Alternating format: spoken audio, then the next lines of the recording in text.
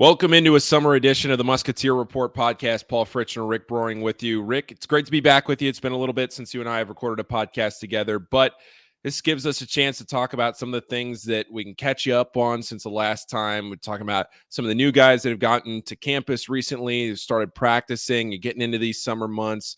Talk about the current roster, some of the recruiting. We've had a lot of schedule updates since the last time we've talked. So a lot of things to kind of go through here. It's good to talk to you, Rick. It's good to see you again. And let's get right into it here. What's the first thing on your mind that you want to talk about? We probably should start with some of these new guys that have gotten to campus and what's been going on these last couple of weeks now as we sit here on June 15th.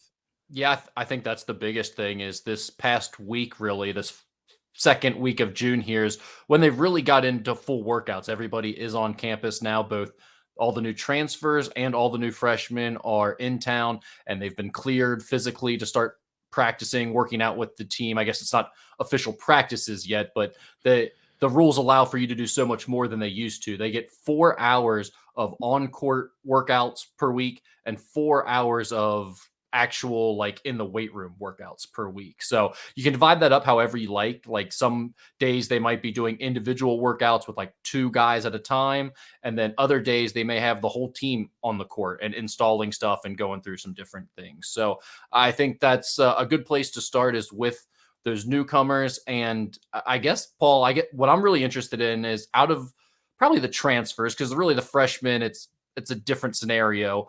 But you can answer with a freshman if you like. Out of the newcomers, who are you most excited to see? Who do you think is going to have the biggest impact? I guess those are two different questions. So let's start with who do you think is going to have the biggest impact immediately? Yeah, biggest impact. That's a good question. I was thinking I'm most excited to see. I'll answer it that way. I'm gonna flip it back on you. All right. I'm most excited to see Abu Usman because I think he's a big guy that we haven't really seen the mold of in the last few years from Xavier. And I'm just kind of excited to see something a little different and see these guys get in here under Sean and what a guy like him can bring to the table, because we've seen these guys like Nunji, some of these taller guys, these taller bodies that we've seen that have kind of morphed into that Xavier post presence over the last few years. But at least he seems to me, you've watched a whole lot more film on him than I have, Rick, over the last few months, but he seems to me like a guy that brings a different kind of fit to this table, right?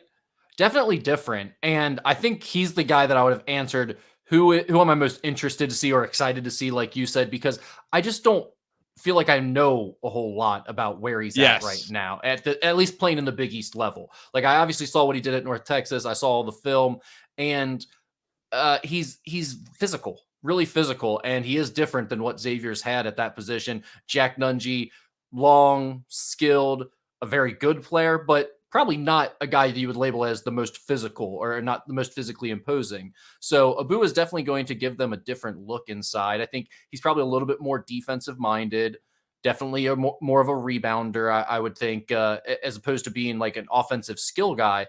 But I'm interested to see on the offensive end, can they throw it into him and get a bucket? I mean, a lot of what they do with their bigs now is getting the ball to them early, letting them run the floor, getting the ball to them early in the post, and trying to get to the free throw line, obviously. And that is something that he did well at North Texas. He got to the free throw line a lot. So I think that definitely translates to Xavier's offense and how they want to use him.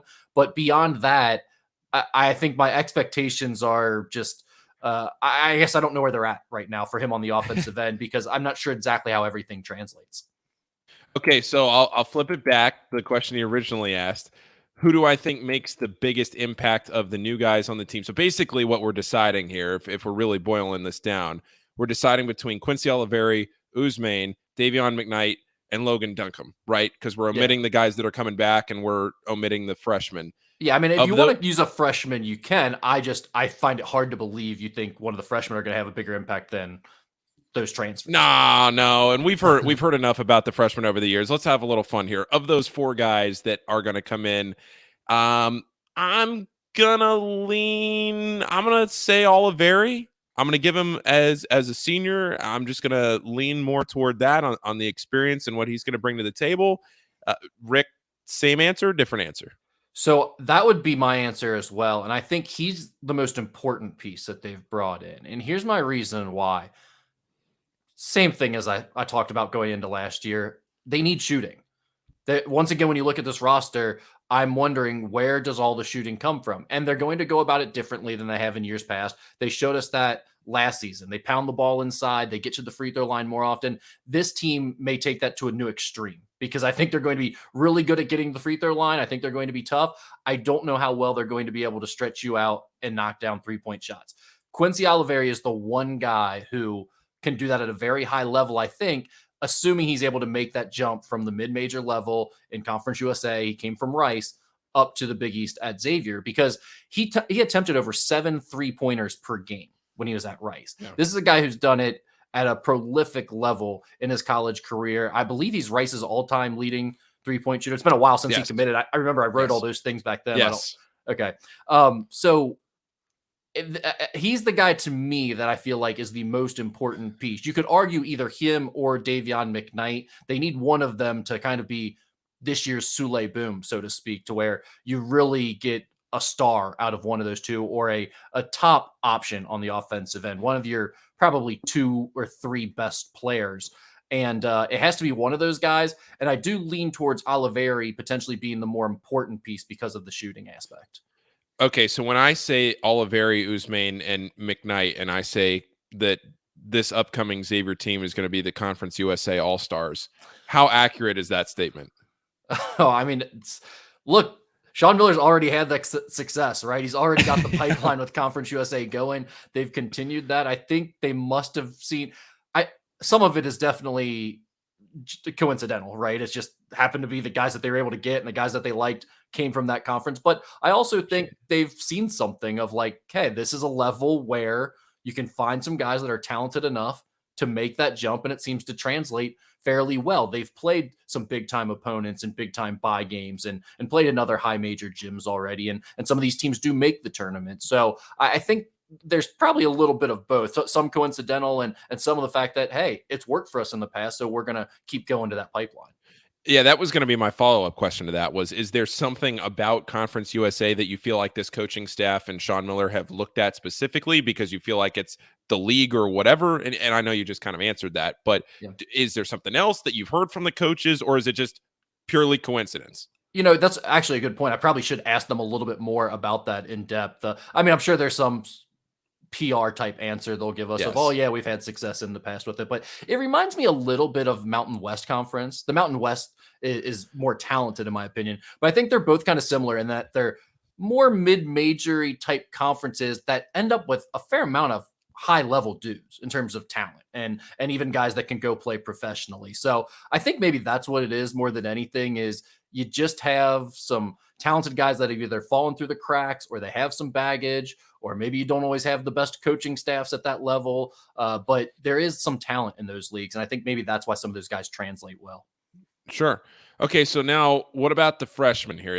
Of the freshmen coming into this roster, you have Trey, Reed, Dalen, and Kachi coming in, 4 new guys that'll be fresh onto the scene. And we've talked at length. If you have been a listener of this podcast for as long as this podcast has been going on, predating me, you will know that the freshmen, no matter how good they may be and no matter how many stars they may have next to their name, there is always some expectations that should probably be tempered as to how quickly they can contribute right away as freshmen. How do you see that kind of playing out here with this group, Rick? Because I think it feels like when you combine the transfers and the freshmen in this day and age of college basketball, maybe there is an opportunity for a couple of these guys to relatively burst on the scene this year.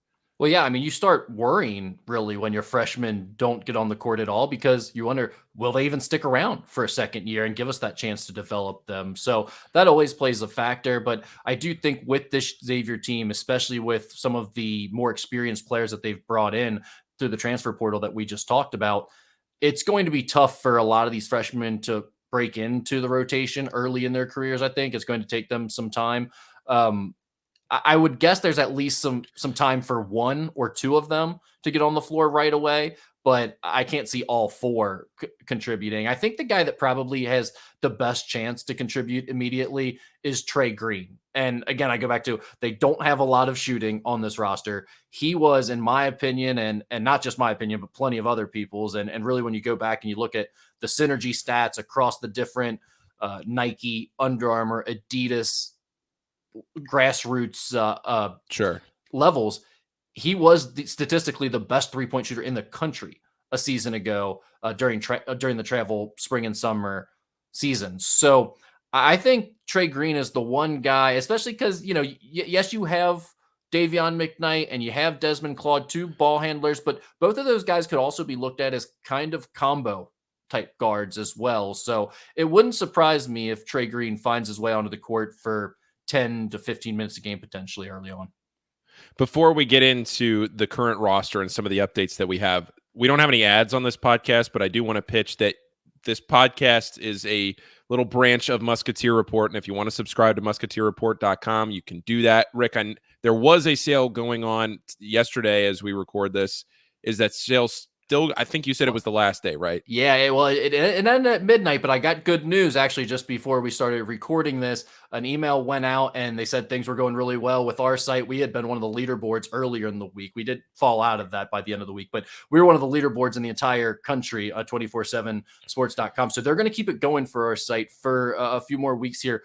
50% off. They're dropping it by 10%. So hopefully you got in before that. But if you didn't, you're just hearing this, no worries. You still got your chance. 50% off annual subscription right now at musketeerreport.com.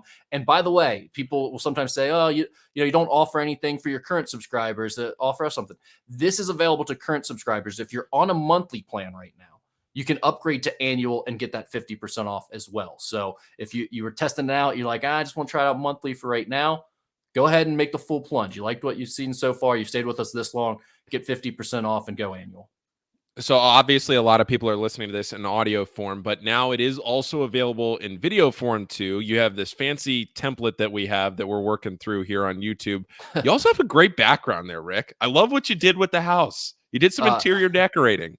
Well, yeah. Well, we had to do the nursery for the baby coming next month. So it's like, while we're at it, let's just start knocking out everything. I will say, before I get called out on this, credit to James Rapine of Cincinnati Bengals Talk on YouTube, because I basically stole his background idea. This is who are the bobbleheads back there? I can't. This is Sean Alexander, the best Northern Kentucky athlete at preps in his Boone County High School jersey. Mind you, I was going to say that when I was covering preps. Yeah. Okay. This is Terrell Holloway. You may remember him. This was given out as a promotional item for his All-American campaign. Got it. Okay. This is Byron Larkin, autographed bobblehead. No further explanation needed. All right. Is that Tony Parker or Manu?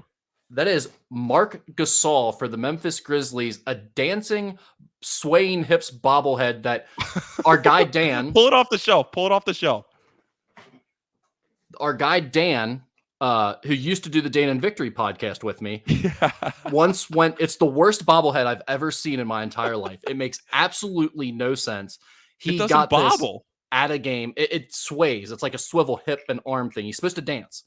He's supposed to be. So it's like one of those little hula people that you like put on the dashboard, and they worst bobblehead ever. And Dan gave it to me for some reason as a gift. And so I'm not a bobblehead guy. I only have these random few that I've kept over the years, and for some reason I can't let go of this one. It's still here. That's fantastic. From here it kind of looked like a Spurs jersey, and I know you're a Spurs fan, so I figured it was one of the two, but I couldn't tell. Yeah, Spurs over on the other side, big guy. There we go. Okay. Yeah. Sorry about that little side note. No, that's fantastic. People like seeing it. All right.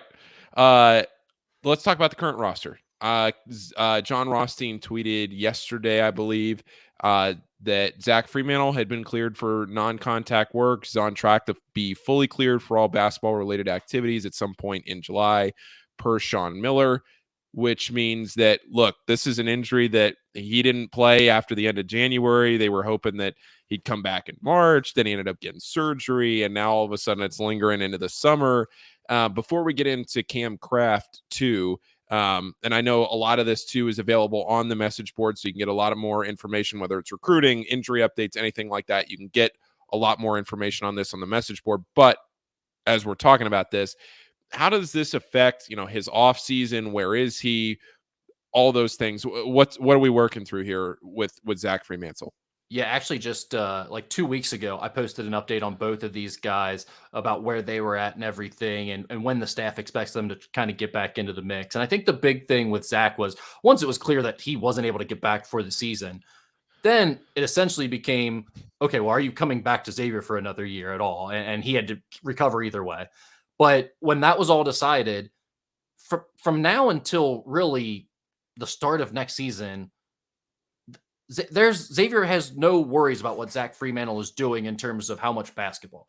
They know what they can get out of him. They just need him to be healthy and need him to get right.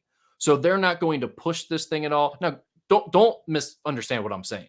This doesn't mean Zach isn't going to be working incredibly hard to get himself right physically, but it's all going to be focused on physical therapy and healing. And there will be plenty of basketball along the way and skill workouts and all that stuff. But in terms of like getting into the mix, playing 5-on-5, playing full court, I think they're going to be very, very cautious with Zach as it goes. And also, especially when you factor in this overseas trip that they're taking to the Bahamas and the extra practices with all of that, the banging that's going to take place, I don't think you want Zach Fremantle have that long of a season again this year, coming off another foot injury. I think you want to try to shrink that season down a little bit, make sure he's not taking that type of pounding. So again, I expect them to be very cautious. I don't think you'll see him do much actual basketball stuff with the team until we get into the month of August. Not to get too far off track here, but we'll probably podcast before the Bahamas trip anyway, but just real quick. I remember last time when they went to Spain, we talked at the end of that following season, and we talked about how the season was just so long because they went to Spain, they came back, they had practiced in the summer. Did it wear on guys that they basically had like a 9-month season? Have you gotten anything more of these international, because they're only playing 2 games, it's right down to the Bahamas, it's a whole lot different than going all the way over to Spain. Anything on that?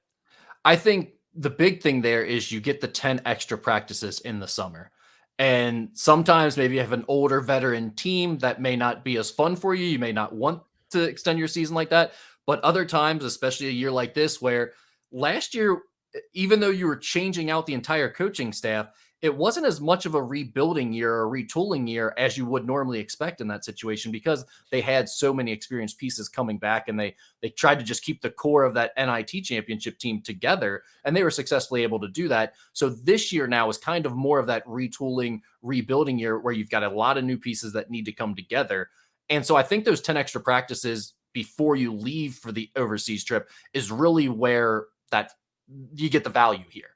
And I think that's what they're looking towards. Now, does it make it a longer season for some of the guys? Absolutely. And that's why I think with Zach Fremantle specifically, a veteran, a guy who knows what you want out of him, what the system is, and all of those types of things, they're probably not going to be using him a whole lot prior to the start of real practices. Sure. All right. Cam Kraft, what's the update on Cam? Yeah, now Cam, I've been told, is much farther behind Zach in terms of how close he is to actually getting back to do basketball stuff. I know you've seen some pictures posted recently where, he's talking about his recovery and he's getting closer. I think there was a picture of him actually out on the court shooting the other day. But what I was told is, we obviously had that kneecap situation, which I believe Adam Baum had reported on towards the end of the season, where he had dislocated his kneecap. And then came back, tried to play on. He actually got in for like a minute in that Texas game in the NCAA tournament that they lost. And then after the season, they went back to, I think, clean that up and do some surgery on that, and found that he had also torn his meniscus, is what I was told. So he had been playing on a torn meniscus as well. And I think, really Cam Kraft just wasn't himself for a lot of the latter part of last season. And it explains some things, because he didn't really look like himself, or not the guy that we had seen in high school in terms of his confidence and the way he was moving on the offensive end. So it really stinks that he's not getting this offseason to just focus on getting better and improving his game. He's also having to rehab. And quite honestly, right now, it's a lot of just trying to get healthy and stay off of the leg altogether. So I think, on one hand, it's really a bummer that he's not getting to improve, but on the other, it is kind of telling that he had this injury situation going on last year. And we really could see a completely different player this year if he is back to being 100% healthy. Oh, I think you were spot on the post that you wrote about Cam, and where it just felt like he was timid. It felt like when you watched his high school highlights, it wasn't the same player, right? It just felt like somebody that was a shell of himself as compared to what we thought we were going to see out of him on the court at Cintas. It just didn't feel like the same type of guy, whether it was confidence, whether it was an injury, whatever it was that was holding him back, whether it was mental, physical, it doesn't matter. There was a gap that had to be crossed there, and it just never felt like that gap was. Yeah, I still have confidence in Cam Kraft. And again, he is a guy who can really shoot it from the outside. And if you're asking me, out of all the newcomers on this team and guys that are currently on the team, I still buy into Cam Kraft potentially being the best three-point shooter on this roster if he's healthy and if he's right. He was that good in high school. And if you go back to, like, I'm not talking about my reports or like Xavier friendly write-ups. I'm talking about national guys and guys from other schools and other really big time programs, coaches that made comments. Like, there were a lot of people that were really high on Cam Kraft coming out of high school and really thought he could be something special. So I would definitely not be ready to write him off in any way, shape, or form, but he does have to get healthy first. And in today's era where guys are so quick to, if they're not able to break into the lineup and they feel like they're getting recruited over, they're quick to leave. You really do feel like in a lot of ways, this could be a make or break year for Cam Kraft at Xavier. Sure. All right, let's talk about anything from the summer workouts. They've been going at it a little bit here lately and getting back onto campus, guys able to get together, the team getting together, getting a little chemistry there going, and you're starting to see some of the content. You're seeing the pictures, videos coming out. Sean Miller's had his camp last week. So all these things have started to happen here over the summer. Any news, nuggets, and notes from that, Rick? Yeah, now keep in mind, we're talking about literally like a handful of workouts. So like 4 hours worth of workouts at this point. Rick, this is the best. This is like, so-and-so hit 3 threes. This is the OTAs of college basketball. That's a great Joe Burrow hit Jamar Chase for a 30-yard out, and the crowd goes nuts that's on the bridge overlooking the outdoor practice field. That is what this is. Yeah. So the very, very brief comments I have in terms of like actual what we've seen from these guys, the only slight thing that I've really heard so far is I would say the guards are definitely ahead of the big men. I think the big men naturally always take a little bit longer to adjust, but especially these guys that are, you got Logan Duncombe coming over from Indiana, new way of doing things, trying to get in the mix, find his footing, and Abu Usman making that jump up from the mid-major level at North Texas to coming to Xavier. I think both of those guys are getting used to how things are done, as you'd expect. So guards probably ahead of the bigs in terms of who's looked good. But I have another little bit more juicy nugget for you that I think fans might find somewhat interesting. A little bit of a wrinkle this year. Now, you're still going to see the same man-to-man defense mostly from Xavier. Uh-oh. Buckle up. But I think you've seen at different times they wanted something else to use, a different wrinkle. They'd go to a zone maybe, and didn't probably have a lot of success with it. And from what I understand, Sean Miller has been talking to Darren Horn at Xavier, or at NKU rather, and they've been doing a little swap. NKU taking a little of Sean Miller's offensive philosophy, adding it to what they want to do, maybe try to play a little more up-tempo this year. On the other side, Xavier taking some notes on the matchup zone defense that NKU is known for, that they held UC to 11 points in the second half last year with it. They held Houston to 60-something points in the NCAA tournament game and had them on the ropes in the first round, 16-1 game. So I think the philosophy here is this. The matchup zone, especially the way NKU plays it, is hard to do if you're not going to commit to it and really understand it, have that full-time communication. But at the same time, Xavier's probably not great at whatever their changeup is going to be. Their 2-3 zone that's just straight up probably isn't that good either, because they're not going to spend a lot of time playing it or working on it. And the difference there is a normal 2-3 zone doesn't really screw anybody up a whole lot. Teams see it enough. They work on it. It's not something crazy or weird. This matchup zone, teams don't even know what to run against. They're like, are you playing man, or what should we be in our man-to-man? Should we stay in our ball screen motion, or should we stop? Should we go 2-guard? What are we doing here? There's like a 3-possession transition period a lot of times where they're trying to figure out what they should even be running against it. And I'll be honest, that's what Xavier's looking for.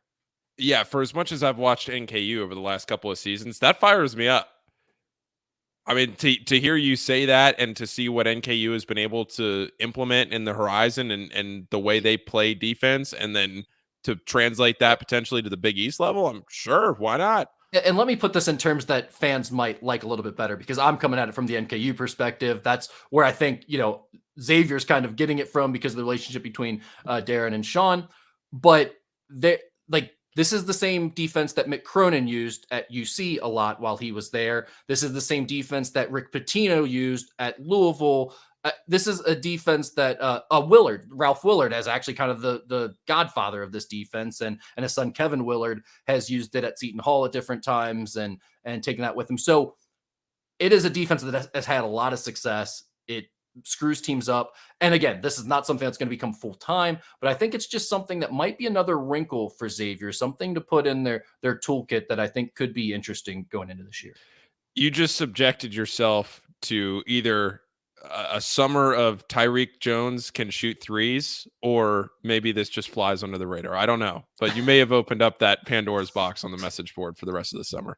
Well, look, I think the we need a change up defensively is one of the fans' favorite topics, regardless during the season. Like everybody wants to just always change defenses. So it's not something that was going to go away in terms of conversation. So I'm just adding a little more detail to it, hopefully. And by the way, they could try this for a couple weeks in workouts and be like, man, that ain't going to work. And we never see it again. So you're absolutely right. All right.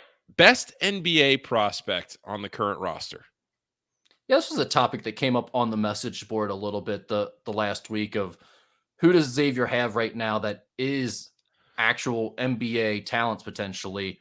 Why don't you go first with this one, Paul? Who do you like on this team? Who do you think is their best NBA prospect? Oh, boy. It's hard for me to know like any of these new guys without really seeing them at the Big East level. It's best. Oh, man. Hey, guess what? NBA scouts agree with you. Those guys aren't on the NBA scouts radar either for the most part. So yeah, like I'm looking at this roster that you have going into next year. Des Claude, maybe? I think that's the obvious answer. And quite honestly, right now, I don't know if I even see another guy on this team that I would look at and say, yeah, he's clearly going to be on NBA teams' radars. I mean, I'm going down here, the 1 through 12. Des Claude is the only guy here I'm coming up with. It's kind of interesting because I think and not that Xavier's had a ton of NBA prospects in recent history in general, but I think it's kind of changed with the transfer portal era to where a lot of these teams do end up loading up on experienced guys that have had success and been productive at the mid-major level, but they went to the mid-major level at first for a reason, right? Like they are somewhat limited in a certain area, or they're not big enough, or they don't shoot it well enough. Whatever the reason is that they start at the mid-major level, probably is the same reason they're probably not going to be an NBA talent. Now, Souley Boum was a guy who almost overcame his lack of, and may still overcome his lack of size. I don't think he's on a lot of NBA radars in terms of getting drafted, but he'll get some workouts and maybe get his opportunity. I'm interested to see, will a Davion McKnight turn into a player like that, or does maybe Quincy Oliveri somehow end up in that type of situation? But for right now, I think Des Claude is really the obvious answer and maybe the only one. Sure.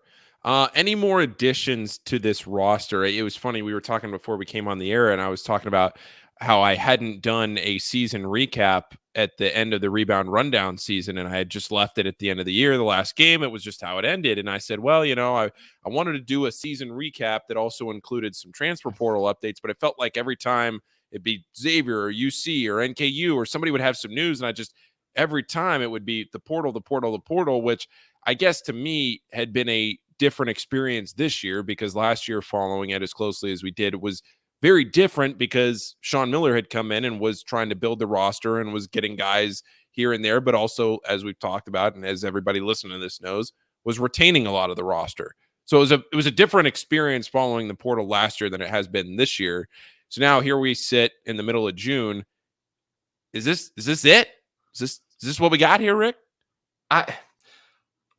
It's tough to say, because on one hand, I keep hearing they're comfortable with the roster as is. They don't feel like they need to add anything else. This is a good team they have in everyone's mind. They're good to go. At the same time, every time a new name pops into the transfer portal, it seems like Xavier reaches out and is interested in the kids. So it's kind of tough for me to say, yeah, they're definitely done, because a lot of times it seems like when you're constantly reaching out to guys like that, you end up getting someone eventually. And whether it's a difference maker or just an end of the bench type guy or maybe an extra shooter, I'm not sure, but I think they're going to keep looking. So I'm hesitant to say they're done, but right now I don't have any actual names that are on the radar and that they're actively pursuing. There are a few that they reached out to. I've talked about them on the message board. I don't think they're going very far or anywhere else. So I'll continue to monitor those situations, and you guys can ask about them more on the message board if you want. But right now, I don't think there are really any transfer portal names to keep an eye on. All right, let's do everybody's favorite June activity and pick the starting lineup. I will go first and say we're gonna assume that Zach Fremantle is healthy. We're gonna assume that Zach is playing as Zach plays. So I'll go Zach, Dez, McKnight. That's 3. Jerome. Meh. Where we go 5 here, you go another guard. Trey Green's not going to start right away. You go huge and go Usman. You go Oliveri, probably Oliveri, right? Okay, so that would be my lineup that you just named. I actually think Zach Freemantle is going to end up playing more center than people want to admit right now. Okay. And maybe even the coaching staff, because they clearly went out. They got multiple centers in Logan Duncombe and Abu Usman. They have Kachienze coming in as Is a it freshman. Mon? I'm saying Maine. Is it Mon? I believe it's Usman. Okay. Yeah, I think. Apologies, Abu. Yeah. Apologies. He can correct us on that when he gets to the media room. I'm sure he'll be quick to do so. That's brutal on me. I should know that. That's a broadcasting. That is gonna keep me up tonight. I will tell you that. You're such a pro, Paul. But yeah, in terms of like who. Wait, let's clean that up. What would be your starting lineup? Let's clean that up, because I was kind of all over the place. So I would go point guard would be Desmond or Davion McKnight, depending on kind of how you view that situation. But those two guys play in the backcourt. Quincy Oliveri as a third guard in the mix, then Jerome Hunter at the 4, and Zach Fremantle at the 5. Now, that being said, I think the way we've kind of framed this most of the summer is that it would be Abu Usman or maybe Logan Duncombe if he ended up being the better center out of the transfer portal alongside Zach. And then, a lot of people are talking about Jerome Hunter running it back as 6th man of the year. I don't see how he doesn't start after the year he just had and him agreeing to come back this year. It feels like he is very much a starter on this team heading into the season. Now, I don't know that anyone would be married to that, or that like Sean Miller would be afraid to sit Jerome Hunter down on the bench, but I hesitate to take him out of the starting lineup. And I think it's going to be tough to get all 3 of Abu Usman, Zach Fremantle, and Jerome Hunter into the starting lineup a lot, especially from an offensive standpoint. And I also think you probably end up, when you're trying to get your 5 best players on the floor, you probably end up going smaller more often than not. So I'm going to lean with you. I'm going to go with the smaller lineup. One more question on this roster before we get into some recruiting. Just because I'm curious, I watched him a lot in high school, broadcasted Moeller, not consistently, but I came through and saw a lot of Moeller in high school when Logan Duncombe was there. And I'm sure a lot of people listening here, probably GCL fans that are listening to this, probably saw a lot of Logan Duncombe. He didn't have the Indiana career that I think people were hoping that he would have when he came out of Moeller and went to Indiana. And now he comes over here to Xavier for a fresh start, see what you can do under Sean Miller. But I don't think expectations for him are very high given what he was, or I guess was not able to do at Indiana. Do you have any read on Logan's situation? Yeah, I mean, personally, I have no idea what to expect out of him either. But when I talk to people, I get one of 2 reactions. The first is kind of what you'd expect of like, I just didn't have it. He wasn't quick enough, a little too stiff, and just not a high major player. The other is that, look, this is a guy who was too talented for Xavier the first time around. They really wanted him as a prospect coming out of high school. They weren't able to land him. That would have been a huge recruit at the time had Xavier gotten him as a high school prospect. So the fact that they're getting him on the rebound, and basically he's been nicked up with injuries and playing behind Trace Jackson Davis and other pretty talented big men at Indiana, there's a lot of people who feel like he just hasn't really gotten a fair shot or a clean shot yet where he's actually healthy and playing at full capacity. So I'm not saying that I would have high expectations for him, but I also would not be ready to write this guy off just yet. Again, he was a top 75-ish type prospect when he was coming out of high school, and a guy who could play with some skill, but also had a big body and could pound down low and rebound and played with a high motor. So I'm really interested to see what he looks like in practice, and he'll have to earn everything that he gets in this rotation, but I think there's a chance we could see him. Okay. All right. Well, let's move into recruiting here. Then we're going to talk about the schedule a little bit more, and then we'll get you on out of here. But this has been good discussion so far in the 2024 recruiting, not transfer portal stuff. Again, a lot of this is already on the message board, but Xavier did pick up a class of 2024 recruit in Jonathan Powell. If you haven't been following that, what can you tell us about Powell, Rick, what he brings to the table, and just a pretty brief overview of that recruit? Yeah, so he's in that like 6'6" range, kind of a Trayvon Blewett-ish height, I would say. He's Here we go. You compare that, when you hear a lot that is the kicker to start the segment right there, well, Rick. I'm just saying, because like you get into that like when you say a guy's 6'6", it's like, well, is he more like a 6'4", 6'5" wing who's listed at 6'6", or is he more like a 6'6", 6'7" guy that could potentially play the small forward spot, right? And I would say when you look at Jonathan Powell in terms of his height, he seems on the bigger side of that 6'5", 6'6", whatever he is. He seems more of like the Trayvon Blewett mold, who, if he continues to bulk up, could potentially play like an undersized forward spot for you. He's listed as a shooting guard right now, but he is a bigger wing. He's starting to fill out and come into his body a little bit more, got wider shoulders and a stronger upper body now. So still on the thinner side, but definitely starting to fill out. Not a great athlete, not super fluid or a real defensive-minded player, but he can do one thing at a real high level, and it's my favorite thing to do at a real high level. He can shoot the ball, Paulie. And that's something that this roster has needed, I've felt like, for years, obviously. And in terms of high school prospects, you're not going to find one that's done it at a more efficient clip or at a more prolific clip than he has. I mean, he's taken like over 500 or almost 500 threes, I believe, in 3 years of high school basketball, and he's shooting over 40% throughout his career. And that includes playing varsity as a freshman. So a lot of times you think about, that young 14, 15-year-old kid playing up varsity as a freshman, you're going to shoot like 25% that first year, or you're not going to attempt many. He attempted over 100 threes and shot a really high percentage still, even as a freshman. So definitely that's the biggest thing that stands out about him is his ability to shoot from the outside. Rick, where are we in the process of the recruiting for 2024 in the sense of, you had Travis Steele and all the recruits that he was looking at when he was head coach at Xavier, and obviously still had Dante Jackson on the coaching staff. Dante is on Sean's coaching staff. So you have some overlap there of guys that Dante was looking at and that they had prioritized. Of course, guys that they have been looking at for years and now are going to get into their junior, senior years of high school. So now you have Sean, who's been there a year. You have a class of 2023, 2024 next year. So you start to filter a lot of that out. But is there still overlap? I know you mentioned a little bit of that in this write-up.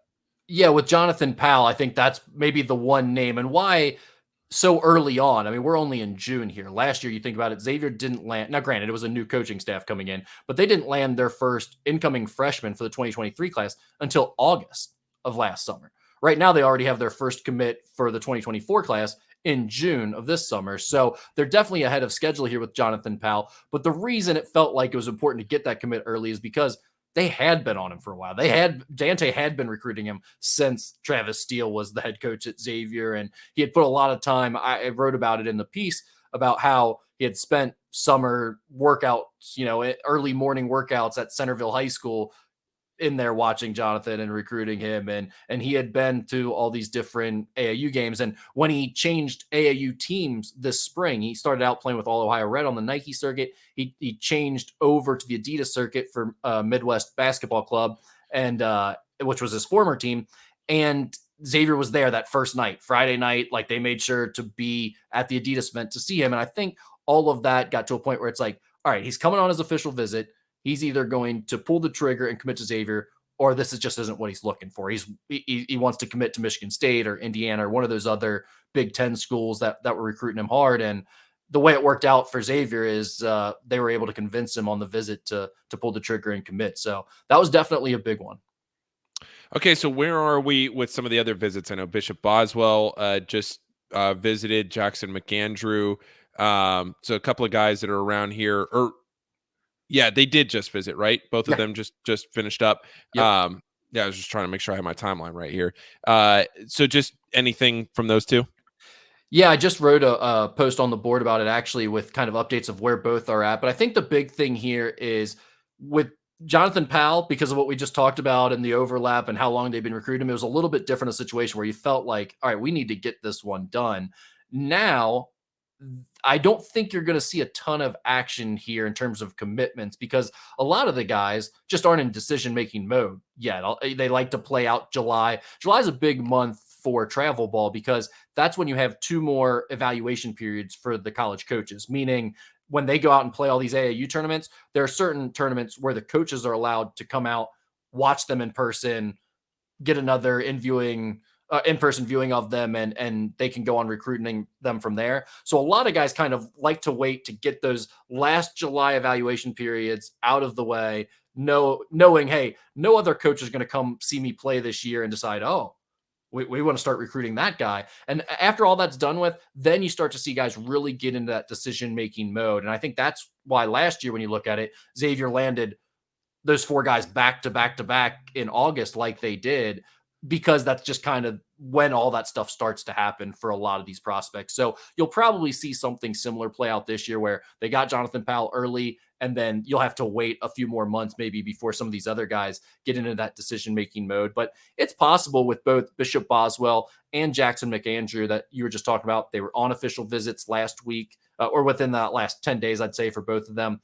And Xavier's going to be watching them again this weekend during an evaluation period. The staff will. And then from there, they're going to make a couple more visits this month. And it's possible maybe beginning or middle of July, we could see those guys get closer to pulling the trigger. But we'll continue to update you on those guys on the message board. And I think the other thing to keep in mind here with this 2024 class is it's probably going to be smaller. They took 4 guys in 2023. I think you're probably only looking at 2, maybe 3 high school recruits for the 2024 class.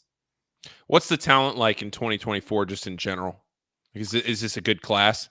That's a good question. And I'm not the best person to ask because I don't look at it from a national scale as much anymore. I used to care more about all the national guys, and as I've gotten older, I've kind of honed more in on just the guys Xavier's recruiting. But I think from what I've heard, it's pretty good overall in terms of the depth of the class. I don't know how great it is at the top in terms of your elite guys, but overall, I think there's some decent depth here in 2024. Gotcha. Okay. Anything else on recruiting before we get into the schedule? I think the only other thing I would add is just that look for a focus on big men going forward the rest of the way this summer. I mean, they're still going to recruit some guards. We just talked about Bishop Boswell, but I think Jackson McAndrew, RJ Jones Jr., a guy we've been talking about a lot on the message board out of Florida, another big man, 6'8", 225, coming off some injuries, really intriguing prospect, top 60 in the new 247 sports rankings. Those are some of the guys that I think you'll hear a lot about here in the next month or so. Okay. All right. So now we have the schedule, and we do have the full non-conference schedule. A couple of dates, Delaware and Bryant, both of those dates haven't been settled yet. But outside of that, it's Delaware, Bryant, Robert Morris, Jacksonville, at Purdue, then Oakland, Houston, Cincinnati, Winthrop. This is another loaded schedule for Xavier as far as the top-end talent, with going to Purdue, which is the only true non-conference road game on this schedule. Last year was the same way, where Xavier's only true non-conference road game was going to Cincinnati. Now it's the Gavitt game going to Purdue. That's on the road this year. You have Houston coming to Cintas. That is going to be electric. And then the shootout a week later, and Winthrop thrown in there as well. I mean, this is, Delaware, Bryant, I mentioned them all already. This is a This should be a fun non-conference schedule. The Continental Tire thing is a little weird to me, at least. I still haven't seen an official release from anybody. They're in it, but I haven't seen anything from anybody. And it's also so the Continental Tire is the 17th. They play the first game. It's a 4-team event in Las Vegas. The 17th is the first game. The 18th is the F1 race in Vegas, and the 19th is the second game. If you can afford to get out there and get to Vegas and do that, fantastic. Yeah. That's one of the best weekends. Hey, that F1 race, to put it in perspective, if you don't follow F1, I do not. Loosely. Let's assume I don't. Okay, so I am hooked on the show, on the Drive to Survive on Netflix, and I'd actually rather lose one of my eyes than watch F1 racing, if I'm being honest. So here's the thing with F1, not to get down into too much of a tangent here, but the show is phenomenal, but the actual 2 hours of the race is awful. Like, I just can't get into it. Like, I watched the show. It was exciting. The drama was cool. I don't know how much of it was made for TV. Kind of like when you watch the Full Swing with the golf one, you'd think that Joel Damon and Sahith Theegala are like Tiger Woods if you didn't know golf, because they get their own episodes. Yeah. So I don't really know with F1 if that's like, I don't know the dynamics to know that all that well. But what I do know is the actual 2 hours of the race, I just can't put myself through that. But everything else, the rich, the cars, the fun, the everything else, the drama, all that, great. Sign me up. Point is, yeah, great. So, it's like the NBA offseason. The point is, as it relates to your Xavier Musketeers, that as you're listening to this, that F1 race in Las Vegas, it is the first time that F1 is racing in Las Vegas. They added that race to the calendar this year. That could be the biggest sporting event in the entire world in the calendar year 2023. That's happening. Mean? What does that mean? Biggest what? Biggest in what way? Like most people attending?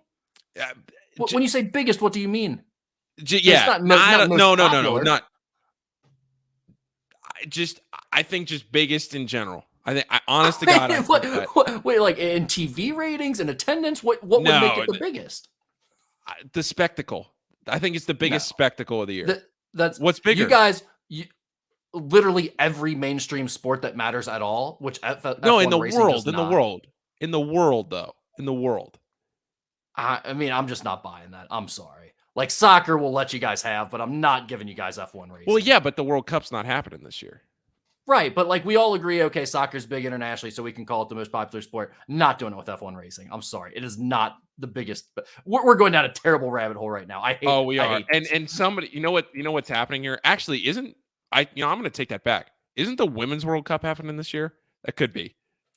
Now you're just making us look sexist. You know what we're doing? This is the 3 minutes of the show that the people who know that are really into all this are screaming in their car. That's what's going on right now. They are just yeah. That happens like 6 times a week during the Skinny podcast. The women's that was me when you guys were trying to call Vermont boring the other day. No offense, Lord. Vermont. No offense. Yeah. The Women's World Cup is happening this year, July to August. So maybe, I don't know. But the point is, it is a massive, massive sporting event that is happening in Las Vegas, and it is the day in between the Continental Tire Invitational. So the two biggest sporting events in the world, the Continental Tire Invitational and the F1 race in Vegas, are both happening over the same weekend. Yeah. That is your exempt event. And the 4 teams, let me bring it up here real quick. I just had it. Just to be clear, I think the women's soccer players should make as much money as they want. I don't care. Like, just to be clear that we're not sexist or anything and forgot about the World Cup. Yeah, I'm glad we wanted to clarify that. Yeah. Who's the 4th team in this? Or is it still TBD? Because it was San Diego State, Washington, and Xavier. Have they announced the 4th team yet? Yeah, they did. Uh-oh. This is great podcasting. Keep all this in. They announced it. I'm looking for it. Keep all this in. Honestly, who cares, though? Why? Like, I can't find it. Oh, this is great. Continental Tire Invitational 2023. No, I don't know. I don't know who the last team is. I got nothing. But see, that's what I'm saying. This event just okay. So let's back it up a second here because I know there was a lot of disappointment about the Savannah tournament. It sounded to me from what I got from talking to some people about the Savannah tournament that was a major overpromise underdeliver situation.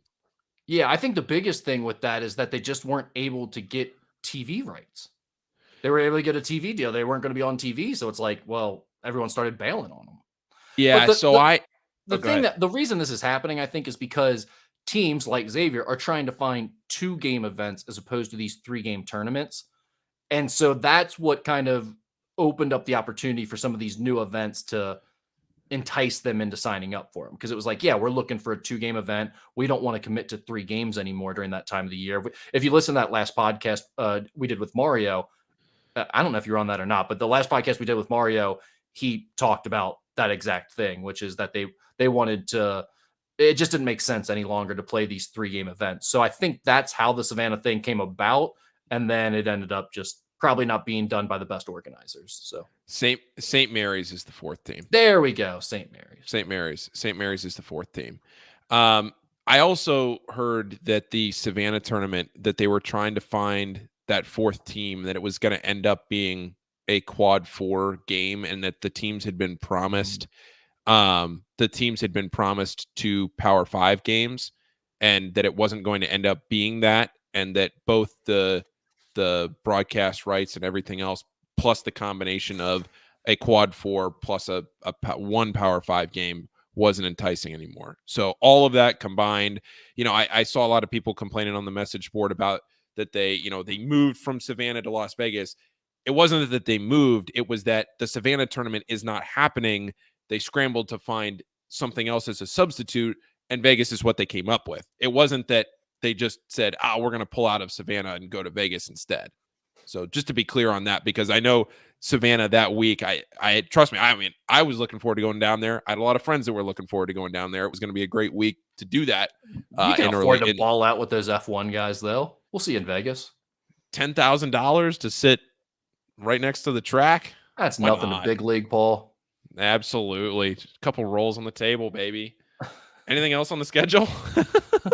Well, I mean, I think, normally we'd be like, oh, what's the toughest game? But it's pretty obvious here. You've got to go to Purdue as your only true road game during the non-conference slate. And they got Zach Edey back. They're going to probably be a top 5 team. So Purdue is clearly the toughest game. Houston isn't too far behind. That's another top 10 team, at least I would think, right? Yeah. Oh, yeah. I haven't seen Houston's roster, though, now that the deadline is passed, and who they have coming back and who they lost. But yeah, I mean, they lost a lot. There are definitely question marks, but I mean, he's got a pretty good track record of putting this thing together, and they've got some talent coming in. So I think Houston is going to be, I would say top 15 at worst, probably top 10 going into the year. Yeah. I mean, they could falter early maybe before they play Xavier, but you're looking at 2 potential top 10 games in your non-conference slate. That's pretty good, especially when you play in the Big East Conference. Yeah. What were your thoughts? Seamus Lukosius going to UC. That adds Cincinnati best player potentially being a former Butler player. That's a perfect shootout storyline, is it not? Oh, this is going to be absolutely electric. Look, he's somebody that kind of a Xavier killer. That was what was running through my head. 27-point game or whatever it was. Didn't he have one crazy game against Xavier? Well, oh yeah. Well, he was the one in the Big East tournament. Yeah. Yeah. Oh yeah. Xavier killer. That's what they say. So, yeah. If nothing else, it'll make for a storyline. CJ Frederick going over there too. So local. Local. And could have ended up with Xavier at one point. Yeah. Xavier was recruiting him pretty heavily as a high school prospect out of Covcat. What do we think about UC this year? Tough to call. I think they're better. The problem, they're better overall. They're deeper, but the problem is I don't know if their best players are better than David DeJulius and Landers Nolley. Am I allowed to say it's a Cleveland Brown situation where they always win the offseason, but then you have to actually see the results on the court? That's what you're waiting on, right? I think so. Last year, I don't think I don't know if I would have given them that they won the offseason. I don't like I was saying last year, it's like I think I would have Oh, done last more year, yeah, with yeah. that roster. Oh, This I see what you year, mean. yeah, this year, I mean, like I definitely think they did what they needed to do, which is find a new starting lineup because they did not have enough talent on the roster. The question is now is the talent is much better than what it was when the offseason started. If they were going to the AAC, I'd feel pretty good about them being competitive. Going to the Big 12, man, it's tough. It's a different animal. And like, how much better are they than last year? I'm not sure we know that yet. Like, if they're even better at all, I think they might be, but I think it's probably somewhat incremental. Yeah, I think if you're asking me, are they better or are they worse? I would say that they're better than last year, just on Yeah. paper, just looking I, at I, what they've I done with really their like the roster. latest addition, Assis Spandago. I think that's how you say it. The big fella, though. seven Where foot guy from Utah where is he? Valley that play, Utah Val. Oh yeah, yeah, they played that against him in they the lost in NIT. the NIT. Yeah, Yeah, I think he's going to be a nice ad for them, and he was he's the guy good. that takes their transfer portal haul to another level, in my opinion. Like the CJ Frederick, Seamus Lukosius was important, that was good, but you add a legit starting big man now to go in the front court with Vic. You have a little, and Jameel Reynolds, which they got from Temple. I Temple. think, yeah, I think that you now have a little bit more real talent to go with some depth in that front court, and that's going to help them. They needed that. All right. Anything else on the schedule? A couple more things to clean up here for the summer. But anything else on the schedule? No, I think that's it. I mean, it's kind of weird that we know all the games already at this point with Yeah. no any type of release yet. It's just nature of the social media game, I guess. At this point, they all trickle out in Yeah. one tweet increments. All right. NBA draft coming up. Colby Jones just did an interview with the Pacers the other day talking about how he'd love to play for the Pacers because it's right up the road from Cincinnati and Xavier and everything else. Um, any thoughts on what you've heard lately, Rick, with Colby and his latest NBA projections?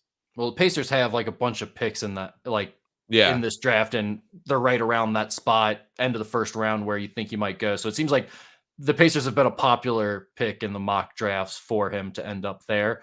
In terms of where he's going to end up getting drafted, it feels pretty certain that it's like right around that bottom of the first round or early in the second round spot. And obviously, there's a big difference between those two things, but I just don't think it's very clear at all whether or not he's a first rounder or second rounder. Like, I don't see any momentum that he's moving up into that middle of the first round and clearly going to be in there.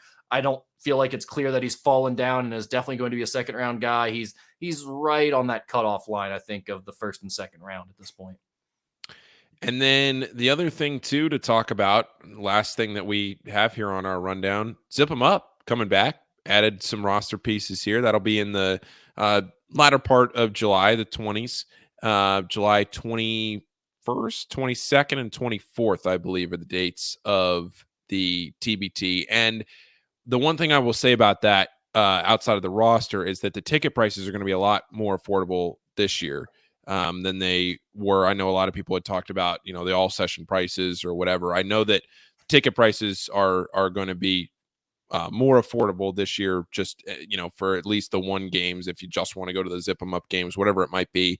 But as far as the roster goes, I saw James Farr got added, Kaiser Gates, and a lot of the guys from last year too coming back. Mark Lyons coming back. Should be run it back to have another fun season. JP too, right? Everybody kind of doing the same thing back over again. Should be a fun one. Yeah, I think you said you can already get your tickets to that, right? They're already available for purchase.